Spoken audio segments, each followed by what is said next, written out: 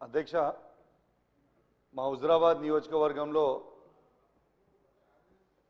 Kalvala project అని మానకొండూరు కాన్స్టిట్యున్సీలో వస్తుంది. బార్డర్లో దాని కింద ఆయకట్టు 6-7 ఎకరాలు వస్తుంది. దాన్ని 2023లో భారీ వర్షాలతో పడ్డప్పుడు